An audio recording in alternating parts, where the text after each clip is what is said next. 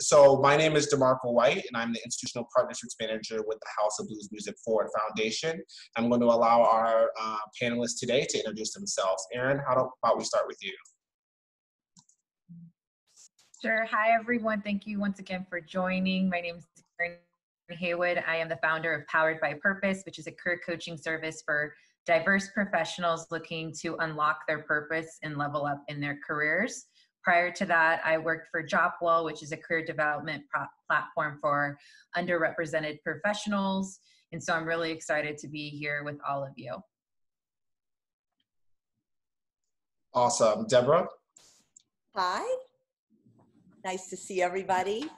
My name is Debra Olshan-Cooper, and I'm founder of YourCareerDesignLab. Prior to that, for over 30 years, I ran a public relations and marketing company, and I work with seniors from high school all the way through college and graduation to be your GPS in finding your passions by learning to write your story and then putting you in the career of your dreams. Awesome. Kendall? Hi, everyone. Thank you for allowing me to join today. My name is Kendall, and I currently work at the LinkedIn Chicago office. I'm in customer success there, so super excited to help you all realize the power of LinkedIn and ultimately network your way into the place you're destined to be. Cool. And last but not least, Jasmine? Hi everyone, I'm super excited to be here today. My name is Jasmine. I work at LinkedIn, which is a professional network. I'm currently in customer success at LinkedIn and super excited to just explain the power of the network. Yes. We also have one more panelist, Nancy Tarr, who's joining us, who's Executive Director of Dunn. Again, Zoom is not on our side today, so when she pops in, we'll allow her to introduce herself. But I want to go. Marco? Yes, you're here. I'm here, but my video isn't showing. A voice from God. You have to allow my okay. video, We're going to have someone on our Music Forward team go ahead and support that, but I want to go ahead and get the conversation started in the meantime, okay? Okay. Awesome. So, Jasmine, in your words and for our audience, explain to us what digital networking is. So, in my words, I would say digital networking is using the internet, using an app, using a digital platform to gain your professional skills, to come together and just really grow as a professional. And you can do this through various ways, whether that be LinkedIn, Facebook, Instagram, apps, and really keeping in touch with that network to know what's going on within your career, but also stay up to date with what's going on within the industry as well. Awesome. Erin, is there anything that you can add to that? The only thing that I find interesting about this is that we're finding that there's gaps to access, right? So with digital networking, that means that folks have to have access to Wi-Fi, to devices, to training if they don't know how to use technology. Hence, a lot of organizations are investing on how to use Zoom or other online platforms. So if the only thing I would say for individuals on the line that maybe feel like they're not as updated to how to use different platforms to network, there's tons of resources, and I think more resources are going to go out there now that we're in COVID-19 and moving forward with things being more remote. But then also for our employers of the world, making sure that they're investing resources into training their staff, providing devices, whether that's laptop, iPads, hotspots, et cetera, to make sure that there's not what we call a digital gap that's occurring. Folks won't have the same amount of access. So that's the only thing. Jasmine did a fantastic job of defining what it is. Yeah, it's interesting that you talk about this digital gap, and I like the way that you phrased it, because it's not only sort of a digital gap when it comes to access, but it's a digital gap when it comes to knowledge as well. And so on this call, we've got anywhere from a student who's in middle school or high school, all the way from someone who's in college and then young professionals. And the amount of platforms that we're all using there's so many different variations of them. I'm wondering if Debra or Kendall, if you all have any suggestions on the ideal platforms to use when digital networking. You know, I have a different take in that I'm helping kids in high school and college right now. You know, that layer of what digital marketing is and still is, but I help them kind of excavate the level below, which is where tribes live, if you will. And to be a part of a tribe today is very important in your networking communities and building on those communities, because they're there and they're very easy to access. For instance, and I'm just going to lay this out for the kids, there's a company called Next Gen HQ. Every Wednesday, they have a coffee chat where they have professionals and mentors and advisors on the coffee chat that you could speak to right there about what you want to get into. In addition, they've got names there. All you do is click on and you can talk to them. Hi, I was just on the coffee chat. Love to talk to you about how I get in the music business. I have many other sources like that, and it's very exciting. They're getting right to the people they need to get to. Yeah, definitely. And to kind of add to that, I think something that's super important to realize right now and in this time of COVID is that everyone like you guys and like us right now is at home, right behind a computer, sitting on a couch, doing something. So the ability to access people is higher than ever. And so taking advantage of that, whether it's someone who, you know, your parents may know, or you've Googled them and you found that they're an expert in the music industry and you want to learn more. I think whether you follow up with them through Instagram DMs, or if you have a LinkedIn and you're able to shoot them an email or something, people are much more accessible right now than ever. So definitely take full advantage of that. Hi, Nancy. Thank you so much. I'm glad that we can finally see you. We're Kendall, that's such a good point. And everyone is online right now. And you talked about DMing and email, which is LinkedIn's version of sort of communicating within the platform. What is the protocol in terms of conversing with industry professionals? Should I converse with someone who is an institutional partnership like myself differently than I should communicate with the CEO of Google? Should I be DMing the CEO of Google? Like, what is your advice on that?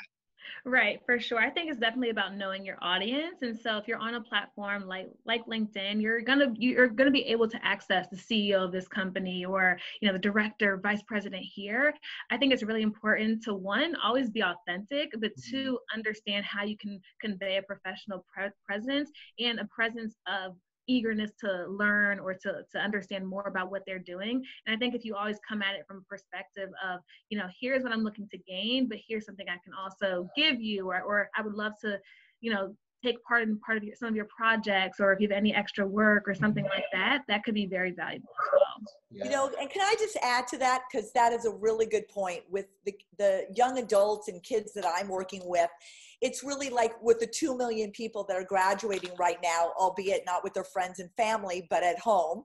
And this is the time to thinkubate. And I kind of came up with that word because it really is a time to think about what your last 4 years made of you, your extracurriculars, your jobs, your internships, and how you tell the story. And I think going to what you just said, it's very important to be able to craft your story and understand who you are so that you can explain it to somebody in the industry as well. You don't, you know, there's informational interviewing, which is basically, could you tell me a little bit about what you've been doing? But you also want to add your own value, and you have to know your value to tell your value. All right.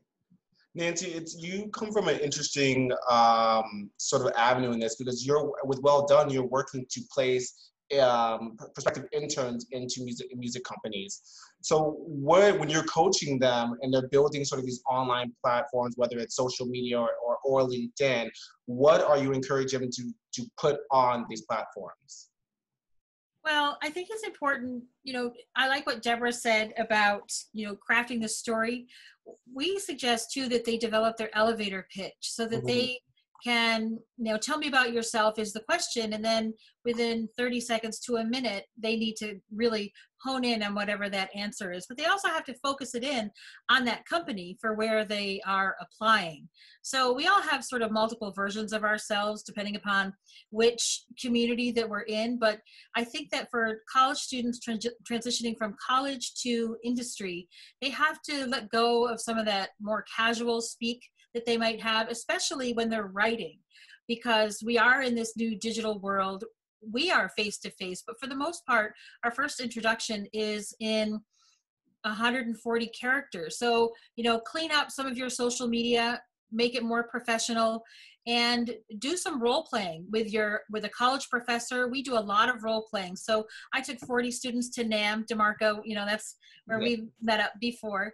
And one student said, I'm really excited to be here and I know exactly what I want, but I don't know how to ask for it. So we spent, a good half an hour role playing that so that he could come up with his elevator pitch. But when you come to platforms, I really focus in on the student's resume to be certain that it's clear.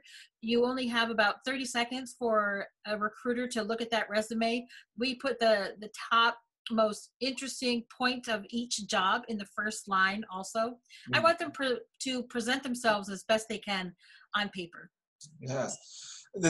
I like that you bring up the elevator pitch, because when you're sort of networking in the real world, I guess, in the non-digital world is what we'll call it, is that you do have that 30 to 60 seconds to sort of convince somebody or to engage someone and tell them a little bit about yourself and your professional journey. And then in some cases, what are you actually asking for? Has that elevator pitch sort of switched up since we've moved into the digital space? Do I still have that same amount of time? Is there something different I should be sharing, Erin? I see that you're nodding your head. Yeah, I mean, I'll go on that one. With things being online, you want to follow the same kind of marketing strategies that a lot of companies use, where your attention span is shorter. So with Instagram, right, we have photos, we have short clips. So almost treat yourself the same way of how can I capture someone's attention within a short amount of time, but how can I be really concise around what I want to talk about when it comes to my value, like Debra was mentioning, but then also what's my ask? So many professionals that I talk to get messages from young professionals and students, and they have no clue why they were outreaching to them. They just say, hey, this school, I see that you work at this company's cool.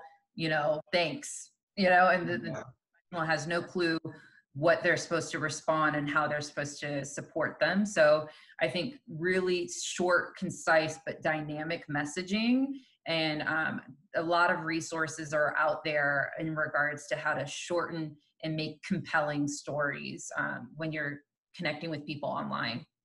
Erin, that's so true. DeMarco, if I can just jump into what Erin said is so true. I work with so many people who are like, oh, I wrote out to this person at LinkedIn or Twitter or whatever, and they didn't ask. I go, did you mention what it was you wanted to speak to them about or what you're asking? Well, I feel like that's too much. And it's really, we have to teach the kids today that, to Erin's point, you've got to ask for what you want. There's nothing wrong with asking with what you want, because then it helps them, the people on the other end, whatever it is that you're reaching out to, can answer that, and it can understand what it is that you really need. They don't have time to think about what it was you were asking. And that comes back to the story idea, is if you know your story, you know what you're asking, it makes the whole process much easier and you get what you want. And that's what it's all about. And the other thing to that too, sorry, Kendall, I just saw you. There's a learning curve to this as well. And I think that you can spend time as a student listening first. Listen to what's online. Each platform has its own personality, and that personality, it also has a voice. So each platform has a voice, and you need to find which platform works for your voice. There's different conversations on Twitter, different conversations on Facebook, different conversations on LinkedIn, Snapchat, TikTok. Figure out where, as Debra spoke, where's your tribe? But listen to that conversation and join the conversation. Join that conversation and comment on what somebody said, add to that conversation. And that's another entree for you to then engage with that person that you really want to be reaching out to. And you've also established a little bit of a rapport with them too. Yeah. And just going to add this too. I think being in the digital age right now, and basically that's all we have, it's super important to, one, if you're going to be reaching out to anyone, to do some research on them, but then also see what they're posting, what content they're putting out there. Because if you go to someone and say, hey, I just saw this article that you were mentioned in, like, congrats, like, people love an ego boost, right? So if you're able to show that you've done research and that you are in tune with what they're passionate about or what they care about, then they're way, way, way more likely to want to engage with you because they know you're prepared. Yeah. So you all just said, oh, go ahead, Jasmine. Sorry, I agree with what everyone said. The only thing I wanted to add is, let's say you send that message and that person doesn't respond, don't be afraid to follow up. Right. These are working professionals. A lot of times they want to help young talent, but they might have just been busy or they might have just missed it. And if you crafted that message right the first time, don't be afraid to follow up, and you'll be surprised with the response that you might get, even if you don't get it that first time. Yeah, you all are sharing so many like just insightful nuggets that and I'm trying to be, and I want to just capture all of them and also ask so many questions. I want to take us back to what Erin was saying, and we're really talking about sort of being able to develop your online platform. And I think something for me that's been interesting in this digital networking space is that like I'm an extroverted person, right? I feel like I am good at networking because I have a personality and I thrive off of people's energy, right? There's so many different articles and studies out there about extroverts versus introverts being good at networking. Do you all have any sort of advice or any insight on what those two personality traits play when it comes to networking digitally? Yeah, for me, I think there's a lot of misunderstanding around what an introvert and extrovert is. According to Myers-Briggs, which is a career assessment, it's about where you get your energy from. So thinking about extroverts around that they thrive in group settings, that they like to be around crowds, that when they're in team dynamics, that they like to collaborate by speaking out their ideas, versus introverts, they get their energy by reflection and more inner time. You might see more introverts thinking before speaking. So the introverts in the workspace like agendas ahead of time. Extroverts might love collaborative spaces where they can brainstorm and talk things through. So thinking about extroverts and introverts with networking in the digital space, I think with extroverts, you know, how to offer conference calls or Zoom calls versus exchange could be a way for you to feel connected, to get energy and vibes from people that you're connecting with. And then of course, there's tons of online events that are happening, from DJ events on Instagram to webinars to even online summits that are occurring. And so these are spaces that you can actually go and connect with folks. As for folks that are introverted that like to do more reflection and they maybe thrive more in smaller groups or one-on-one, that's where you can maybe make a goal of meeting folks on a one-on-one basis versus group settings. And then two, you can set up the space to meet your needs. So if you like information ahead of time, so that way you can prep and reflect on what you're going to say, then you can set it up where you could say, these are the 3 things that I would like to talk to you about when we meet for our virtual coffee chat. Or if I was outreaching to you, what are the 3 things that you would like for us to talk about when we meet next Friday? So these are just some strategies that extroverts and introverts can do in like a virtual networking space. You know, and just to jump on that with Erin, when at Your Career Design Lab, we have proprietary questions when we talk about extrovert and introverts. It's really to understand what your strengths are, what your weaknesses are. And it's interesting when you start to excavate that in a person, it's so often they go, I didn't realize that I would be good at that, or I didn't realize that I liked PR, or oh, that's what PR is about. I don't know. I thought I wanted to do that, but if I had to make cold calls, I don't know if that's me. So it really going into a person's psyche to really understand what it is that they're about, so that then they can do that kind of outreach. And the extrovert, introvert, there's so much more layers to that.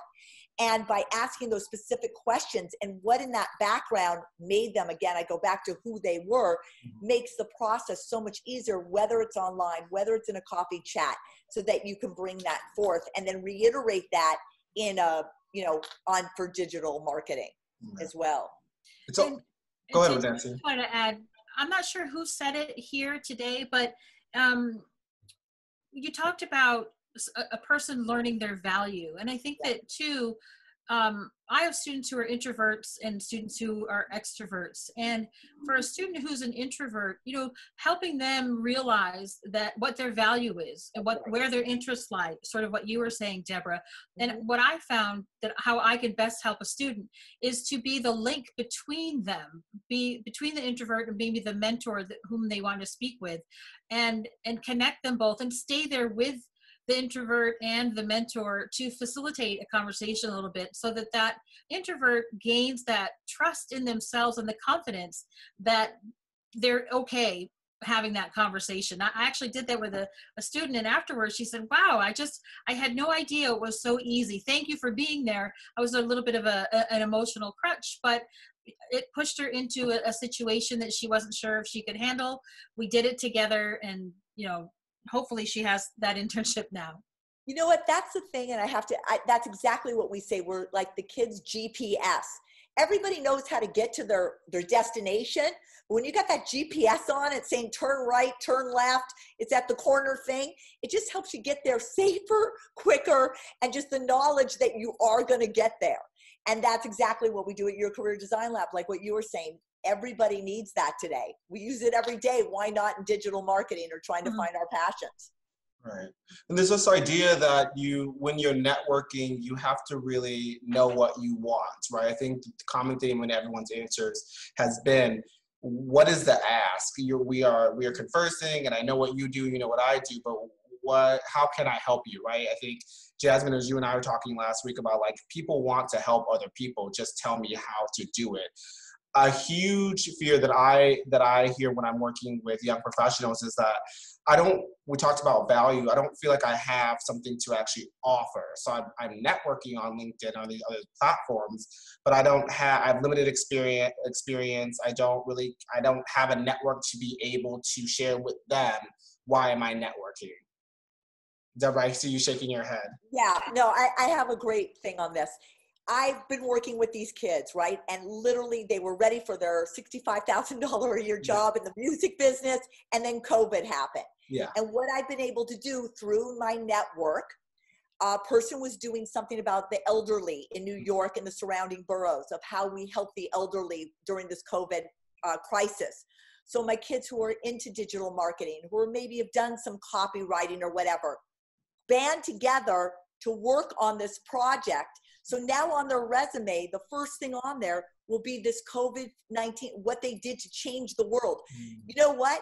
No business is going to care what your GPA was, what you did, that by banding together. And now the person wants to create an agency based on these people because of their backgrounds. And it could be, and this is the guy, Dan Schneider, I was mentioning to you, whose son Max is in the music business. So right there, that's a way of getting it, again, going back to the GPS, that's the road that can now lead to the music business. Right.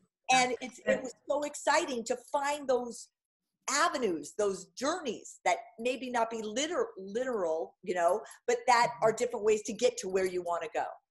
That makes sense. DeMarco, I would like to add to, because I worked with a lot of first-gen underrepresented students when I was working at UCLA and just in my careers prior. Imposter syndrome is a real deal.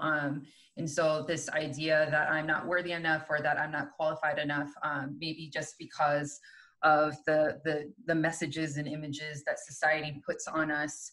And so I think that it's so important to also recognize that there are communities and programs that are specific to help students to be able to find someone who has a similar background, culture, identity with them. So that way they can feel like they can see themselves in the role industry. A lot of times when we go to career fairs, we go to events, we don't physically see someone who looks like us or maybe doesn't talk about things that are in our culture and our identity. We get really discouraged because we might feel like it's not a fit.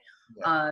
So I think that's definitely something that's sometimes not as highlighted and talked about, is that these gaps that are here that are major, whether they're gender, sexual orientation, ethnicity, abilities, etc., can lead to us feeling unworthy or not of value, but we have so much value to give.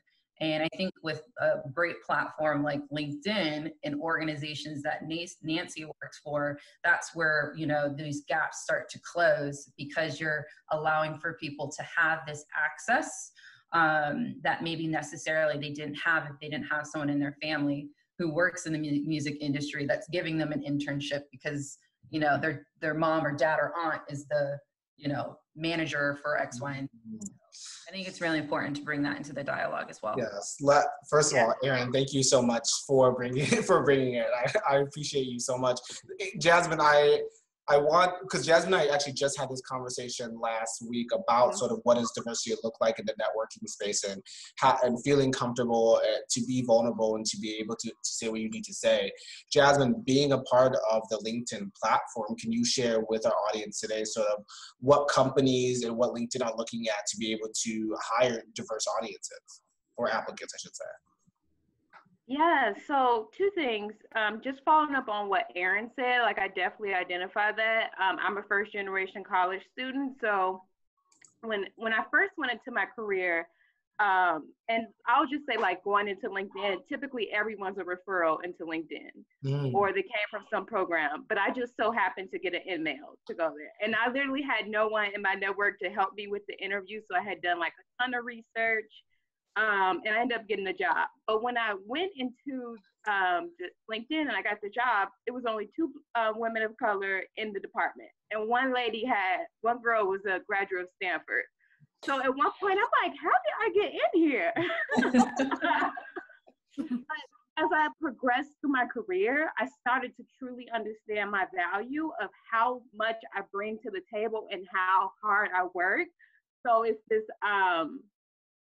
saying I say, like, I'm going to take my seat at the table because I belong there. And you really, really will understand that value throughout the process. And a lot of, like, in the day and age that we're in right now, a lot of companies really are focusing on diversity and inclusion, and they really want to get in front of this audience. So you have to make yourself available, whether that's on LinkedIn, telling your story, having that brand showcase from when someone is looking at your profile, or when you do send them a message and they can just get a brief summary, just telling your story and what makes you unique.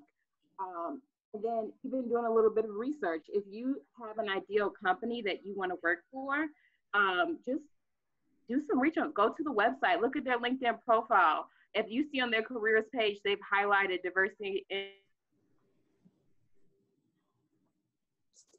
We got a froze. Yeah. And employers really value that. Cool. Thank you, Jasmine. You froze a little bit on that last part. You were talking about it being on the website. If you see diversity and inclusion represented on the company's website, that's where you got paused. Oh, I did. Okay. So I said just do a little bit of research, like check out the website if they're looking for diversity and inclusion. We have a careers page, what we offer on LinkedIn. All companies are typically listed on there. You can find a little bit more information. And if you see that and you're doing that outreach to someone, mention that, because that's what recruiters, that's what hiring managers, that's what people, and if you see that initiative, don't be afraid to mention that when you do your outreach. Nancy, did you have something to add? Well, it's sort of piggybacking on what all of you have said. And Erin, you brought up that imposter syndrome phraseology. One of the things about transitioning college students from academia to industry is to have them, as you said, Debra, what did they learn and do over those last 4 years? One of the things that we encourage our students to do is to create a digital portfolio. Yep. And by doing that, they have a digital footprint that's online. It's, like a website outside of these different platforms that they can become searchable, but through that process, they really see the value they have, and they see some of the areas of their own expertise and what they can bring to the table. When I did a lot of industry sessions in my last few classes when I was teaching, and more like people from Paradigm Agency, they said, we want these young college students because you are our demographic and you know what everyone's listening to. And without you, we wouldn't be able to grow our business. So just the fact that you're in the demographic and this is you are the consumer group, you're naturally have value to their bottom line also. I want to just jump on that as well, because I love what you just said. I mean, I had a girl who wanted to be in the music business, and this may be for people who are listening right now as well, or watching right now as well. but she had never been in the music business. She didn't take any classes at school. She wasn't in the, a magazine. We got her into the magazine, and I happened to have known somebody. This is what happens, networking at vice president of Epic Records. She didn't even want to go in because she's like, why would I go in? Why would he want to talk to me? I'm like, go in. She went in. He knew somebody at iHeartRadio up at Syracuse where she was going to school who does a podcast on how you balance work and school life. They did a podcast on her. She used that podcast on the resume, and boom, the doors opened. So it could be as simple as that. It's, again, going down these different journeys. And she was somebody who wasn't in the music industry or anything. And now she's working for the Futuristics in LA. We're songwriters and performers. It's awesome. It's super cool. There's also this thing of Debra, that's such a great story to share, because it takes me to the point about cultivating your network when you aren't looking for a job or when you don't have a specific ask. And so, Kendall, I'm wondering if you have any advice in that area. I know earlier we talked about sort of specifically on LinkedIn and on social media, but posting engaging content that you're passionate about and just keeping sort of engaging your followers or whatever they might be called. But I'm curious to hear from you. Yeah, no, that's a great question. I think kind of 2 points. The first is, it's one thing to kind of get people added to your network, but it's another thing to maintain those relationships. And so I think through whatever platform, like whether you send, emails every couple of months to those key people in your network, or you're posting on LinkedIn or Facebook or something to allow people to know what great things you're working on, that's super important. But then also reciprocating that. So if you see a post of theirs, like, wow, like send them a congratulations, or I noticed this and have these thoughts about it. So I think that's one thing. The other thing about networking and I think maintaining relationships that I think is key to know is a lot of times we think about it in terms of like more vertical. So like networking is only networking up and meeting people who are higher levels and all of that. When in reality, like I can't emphasize how valuable my horizontal network is. So the people that I'm surrounding myself with, Debra, you mentioned your tribe, like my tribe of people who are around my same age, like give or take 5 years. These are the people that will be leading the music industry or leading in the tech industry. So it's super important that you stay connected and don't just look for opportunities to network upward, but also networking across. So I think those are just like 2 key points I think about gaining and then maintaining a relationship or a network. Yeah, and just to piggyback off of that, Kendall, I think about my personal experience at LinkedIn. I started in sales and I wanted to go into customer success, and I had no experience in that, right? And it wasn't even roles open at the time. But I had networked so much within that department. By the time an opening did come and I got the position, everyone had knew about me. They're like, we know you're going to do amazing. Like, we've heard so much about you. So just really understanding, like, even if you don't see it in that moment, it's value within it. And even when I was going up for that interview process, people in the department was like, hey, we're going to get you this interview, like, just available to give me time. So it's definitely power in networking. Don't be afraid to just catch up every now and then, even if it's just like a simple message, a simple text, because networking is super powerful when you're growing within your career. And I just have to, Jasmine, I have to add to that, because what I'm seeing across the board is remote working now, obviously. Mm-hmm. We need to touch on that, DeMarco, is that all you guys, it's all, not all, but a lot of it's remote working now. Those are where the jobs are. And what I'm seeing is, and this is a great point that you brought up, people are no longer working for somebody. Mm-hmm. There is this COVID thing created a working with people. So it's almost become an even playing field. You are playing with the people that maybe before would hire you. And going back to the college students, is that you can now get a job. Let's say, if you network, you get into a job. Now you may be doing the job of 20 people because you will only have 2 supervisors above you, but you could go to the top also a lot faster if you can prove that you can do the 20 jobs. It's no longer being in the one job for 3 years, not being able to move up. So that's what this COVID thing has created. So it really is an open field for college kids. Right. And DeMarco, I just wanted to add to that too. So, in thinking about cultivating your network and writing online with social media posts, I have seen this percentage that you write 70% about them and 30% about you. So even within your network, you might want to think about that. Reach out to 70% of your network and just engage with them online and talk about what it is that they're sharing. And you're probably going to do this, but I just wanted to point to this poll that everybody just took. What part of the music industry are you most interested in? Where it's got artist management and sync licensing. I see 50% is interested in sync licensing. And I didn't get a chance to introduce myself when we first started, but I just wanted to let everybody know, and I'm happy for you to reach out to me. One of my real interests is music supervision. I'm a music industry professor now, but I was the music coordinator on the movie 8 Mile, and right now I'm also music supervising a music documentary. Yeah. No, thank you. Thank you for sharing that.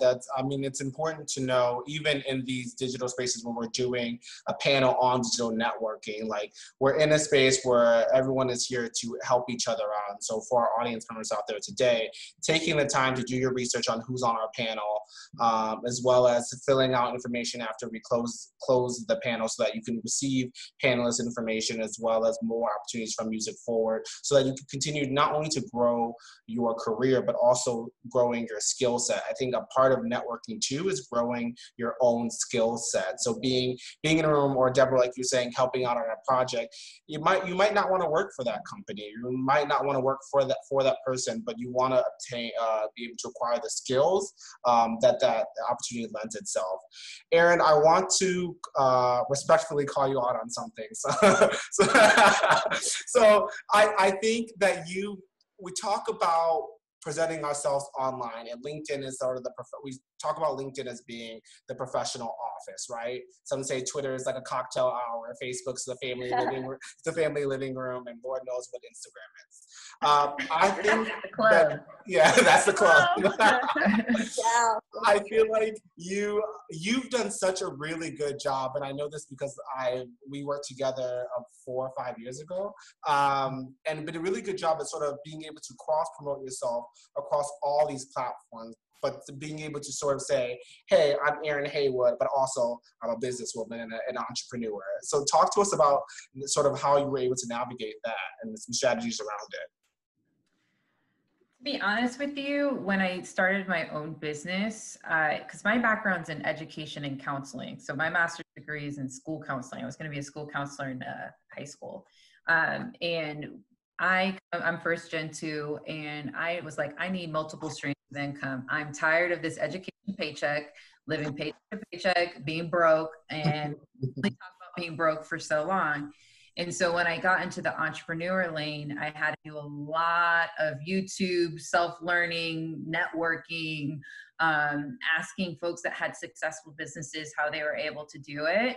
And one of the things that I've definitely learned is storytelling. We keep talking about it, but how to tell your story, be vulnerable enough to let folks into the hardships and the victories, but then also how do you disseminate that story? And so that relies on online platforms. And so a lot of what I've learned with the brand is thinking about who your audience is, how does your audience consume information, and then making sure that the content in your story are on those various channels and platforms. And so, we did a poll earlier, and it's like the 3 main ones was LinkedIn, Facebook, and Instagram, right? So if you refuse, I have friends and colleagues who refuse to be on Instagram or social media in general, but they're an entrepreneur or a professional, potentially they could be missing out on an opportunity to either get revenue or a client, or to network with somebody within their industry. And so for me, I don't want to miss any opportunity to connect, to learn, to grow. And so, I just got on Twitter. I'm guilty. I was like, I don't know how to use this Twitter. But now I'm on all these different channels, and I'm meeting so many different people because I was open enough to learn new skill sets. And to be brave enough also to kind of put myself out there, because a lot of times it's scary. You could be like, people are going to judge me. People are going to think I'm doing too much. You need to go and sit down somewhere. And at the end of the day, all you can really do is just make sure that you're being authentic. What Jasmine was talking about earlier is authentic, and making sure that the value that you put forth is really helping people and like making some form of impact. So that's kind of the approach that I take, but there's tons of literature out there around kind of putting your message on multiple channels. So that way people are able to get in front of your content as much as possible. Right. It also makes you more sort of searchable, right? If you're on multiple 100%. platforms, and I'm Googling, doing a quick Google search on DeMarco White, if he's on 4 platforms, I'm more likely to find the real one. I don't know if there's any fakes out there, but to find the real one versus if I'm just on one platform. Yeah. Did anyone else have anything to add to that about being able to sort of cross-promote your brand on these different platforms? Yeah, I mean, I go back to like these kinds of Zoom things. Mm-hmm. Yesterday I was on 5 of them, and with the kids that I'm working with, and they were able to make connections. This is the new face-to-face. You know, we've got the platforms. It's all wonderful and great and everything we're talking about, and look at, they're all wonderful, but there's still nothing like person to person, like what we're doing now. And we're talking about all the stuff. I'm sure these are kids out here that have something to say. There's nothing like saying it in person to the different networking things, like I mentioned, Next Gen HQ, and somebody going, God, I really like what you said. You know, I've got a job that I'm thinking of in digital marketing or PR or the sound thing. I'd like to talk to you after we're done with the Zoom call. There's nothing like that still, in my opinion. That face-to-face, the letter writing, it's old school, new school, and it's really a sense of combining it now. I think you, Debra and Nancy, you also are really rooted in providing sort of opportunities for young professionals. And Debra, I know that you skew younger than that. The music industry is changing, right? And COVID hit, and sort of the way that you are pursuing a job, or even just the type of jobs and skills needed in the music industry has shifted tremendously. What spaces have been created where young professionals and artists can go to sort of network and share their expertise? Well, I think that the channels are still the same. There are, on Facebook, there are a lot of different groups that you have to join. So you can join them, but you have to be approved to get in. So there's like a Southern California Music Industry Network group. There's an event operations group. There's a music industry networking group on Facebook. I don't really know about some of those young professional groups on LinkedIn as much, but there's a ton of them on Facebook. But also too, that you mentioned the industry is changing. So even the audiences are moving to new places as well. So Twitch is popular for gamers, is somewhat popular for musicians, but is really gaining in popularity for musicians. So I think that that's sort of an untapped community we're just beginning to see it grow. Of course, gaming has always had a foothold in the music industry as well. So that's even another sort of oddball place to network while you're even playing a game as well. And just to follow up, we do have groups on LinkedIn. So it's just simple as going to search something within the music industry, and then you can join, share things that's going on with the industry. And a lot of times people will share job opportunities within the groups. So definitely do recommend that you check that out.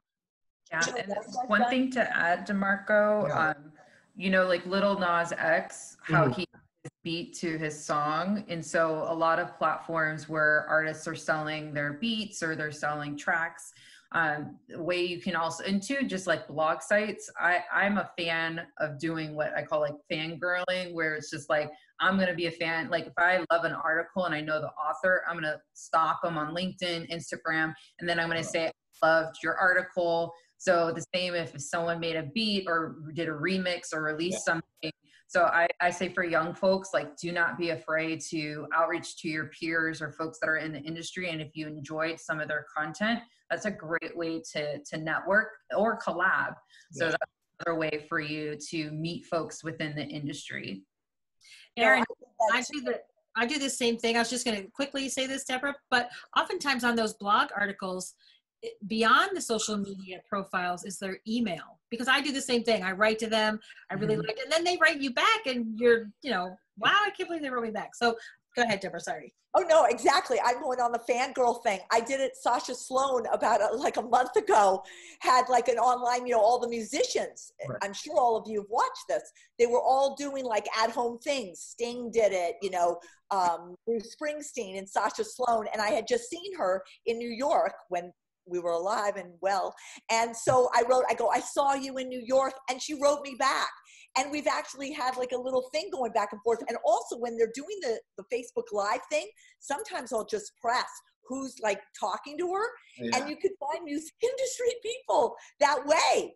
And you literally can click on what their feed or their Twitter thing. And then you write to them, oh, I saw you were on the Sasha Sloan thing. Don't you love her? I loved her. I love what she's done. Boom. It's And then again, I think it goes back to what Kendall was saying earlier about sort of the ego boost, but also about Debra, when you're reaching out, and Nancy, when you're reaching out, and Erin, you too, then you're gonna bring them to something, right? So make sure that your profile is up to date with your skills and that it's professional, so that when they click on your profile, they're like, oh, she said hi, I like her energy. Her digital energy, and so, but what can she do, or what does she do? And then that's where your profile comes into play. We've got only a few minutes left, and I feel like we can have this conversation all day, and I've really enjoyed it. I want to leave our audience with sort of one sort of big lesson that you've learned in your career up until this point. And Kendall, we'll start with you. Sure. I think, that's a good question. So aside from the networking, like horizontally and finding your tribe, I definitely say that, like, for me, it's really important it was important to like build my personal board of directors. So like when I'm networking with people, explicitly like asking, hey, can you potentially be my mentor in this instance? Or if you're in the corporate job, can you be my sponsor and like vouch for me when I'm not in the room? And so I think being intentional about, like, if you find someone that you've connected with in your network that you think would be willing to pour back into you, not being afraid to ask, and really kind of set that up within your own, like, board of directors, so that you have people to champion you. So those are the two things: network horizontally and build your board of directors. Erin? I just want to double click on everything. I literally wrote an article about Issa Rae. Issa Rae talks about that too. Okay, so quiet mouths don't get fed. So really making sure that you advocate for yourself and that you ask for the things that you want. Be a service. And so it's okay to be a yes person, but say yes to the right things, and really offer up your time and support to others. And then lastly, kind of what Jasmine was talking about, make your own lane. I think a lot of times we always are waiting for opportunities or waiting for someone to invite us to that table, versus either we need to make our own table if the table's not being made for us, or just grab a chair and wait until, we can formally be asked to the table. So that's something that I've definitely learned in my life. All right, Debra? I click on that as well. And I think for me, it's about, having been in PR and marketing for 30 years, it's just not taking no for an answer because I deserve it. You know what I mean? Because whatever story I'm telling or whatever I'm advocating for a client or whatever, they deserve to be heard if they have a good story and they have background to back it up. Just never take no for an answer, and find ways to continue to bring added value in all the different networks that we talked about to change that answer. Yes. Jasmine? Two things. I would say, what would people say about you when you're not in the room? And how you know that is how you portray yourself. So just know when you are going into these places, you are a brand, and just representing that every way, in any way that you can, which is very important. And the next one would be, like, a lot of times, like, if we go into reviews, we might be worried or just think of what other people think in general, but understanding that you know your job and you know what you're doing. So don't worry about that, because the only time you should worry if you know that you're slipping, and you shouldn't be doing that, right? So if I know that I'm working hard, I know that I'm doing this job well, just know like everything is good, and just always try to continue to grow and learn. I thought you were going to take us into some spoken word, Jasmine. After that. Oh my God. Last but not least, Nancy, take us home. So, never take no for an answer is definitely a motto that I live by, but I say it in a different way. I'm patiently persistent. I never take no for an answer, but I'm patiently persistent. And then this is, you always want to be consistent. If you say, do what you say you're going to do. Yeah. And then just something that I've learned, and I have teenagers and they have been professional actors. Time management is a real key to success, and so is showing up on time. And our adage is early is on time is late, and late is fired. Oh, that's intense. It's true. You say, if somebody says it's 10 o'clock meeting or your job starts at 10, but chipping away at that, if you come in late, then you're going to lose out on certain things because you're not reliable. So be reliable, be consistent. Thank you. Thank you all so much for being here today. I want to thank our panelists. I want to thank our audience for joining us. To our audience members out there today, everyone on the screen, you see their name, you see their companies. Please, I encourage you to find them on LinkedIn or on social media platforms. We also will be sending out headshot and files to those who have signed up to receive that information. Erin, Debra, Jasmine, Kendall, Nancy, thank you all so much for being here today. Cocktails on me when we get back in person. Thank you all, and I'll see you in the future. Thank you. All right, thank you guys. Bye. Bye.